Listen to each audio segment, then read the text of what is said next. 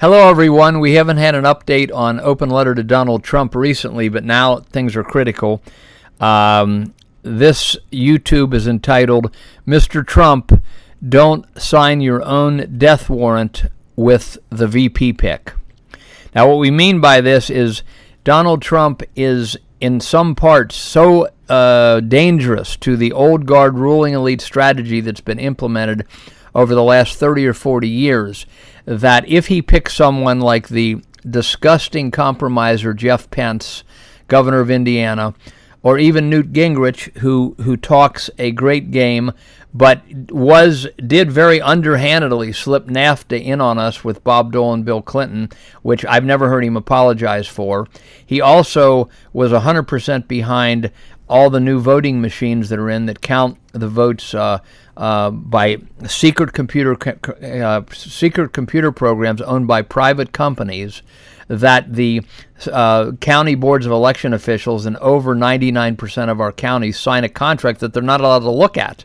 Not allowed to look at the software that is being told our election computers what to do on election night.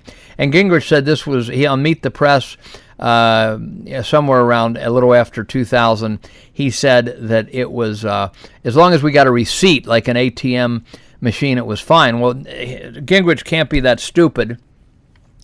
I know how I voted. I don't need a receipt of how I voted. I need to know how the other 100 million people in the country voted for president, or the only other 8 million people in Ohio voted.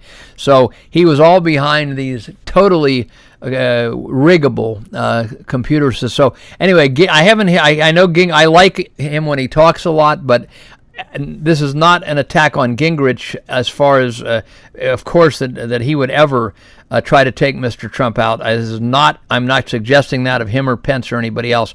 But the old guard ruling elite, if they have someone like certainly Pence or Christie or Gingrich, or a cast of thousands, I'm afraid they may go ahead and try to take out Trump like they did John Kennedy and Ronald Reagan. Now, I believe, if you go back and look at it, I believe President John Kennedy signed his own death warrant when he picked one of the most evil men to ever walk the planet, Lyndon Johnson, to be his vice president. Once Kennedy was shot, the country started to go 1,000 miles an hour in the wrong direction. And Johnson brought all the players in to try to destroy the country, as is still in progress, which Mr. Trump is talking about stopping. Believe it or not, this is unbelievable, but the Reagan shooting was done by, as many people remember, John Hinckley. And that occurred on March 31st, the Reagan assassination attempt was on March 31st, 1981, March 30th, 1981. That's March 30th, 1981 is when Reagan, the attempted assassination by John Hinckley. Well, on March 31st, 1981, one day later, the Houston Post carried that the Bush family and the Hinckley family knew each other, and that the Hinckley parents of the guy that shot Reagan had given large contributions to George W. Bush's campaign. So you can look that up and Google a lot of other stuff on that on the internet.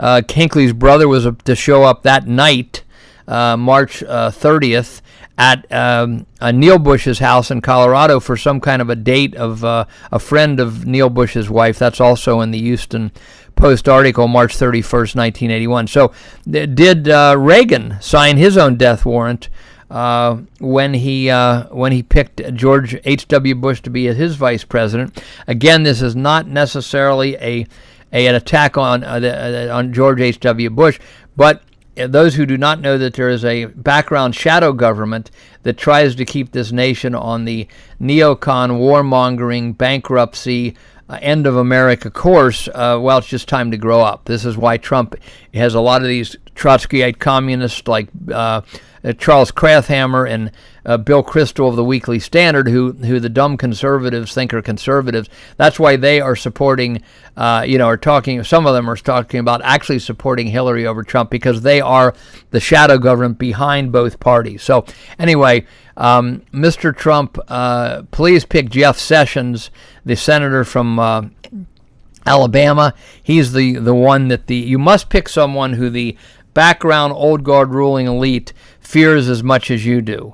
And that would be Jeff Sessions, and only Jeff Sessions that I see on the horizon. Again, if the background powers that order a lot of these assassinations attempts don't fear your vice president as much as they fear you, you could be signing, I hate to say it, but you could be signing your own death warrant when you pick a vice president who they feel that they will be able to manipulate or work with, or who perhaps is already behind the scenes assuring them that they are in favor of the agenda that's been ruining America for the last 30 years. Now, on the blog at openlettertodonaldtrump.com and linked on the homepage, we have a letter from a man from Texas to Roger Stone that's been passed around to at least a few people on the internet, making the case for Jeff Sessions as vice president. It is an excellent, excellent letter from a portrait artist who once drew the picture of Ronald Reagan, the letter tells us, and I highly recommend everybody read that letter and listen to this. Of course, you're listening to this YouTube, pass this YouTube around. Tweet Mr. Trump at at Real Donald Trump. Anybody that knows Trump, get to him and ask him to look at this. He can still change his mind by Friday or whatever and pick Jeff Sessions if he's leaning to one of the others. Okay, very good. Over and out for now. This is Jim Condit Jr.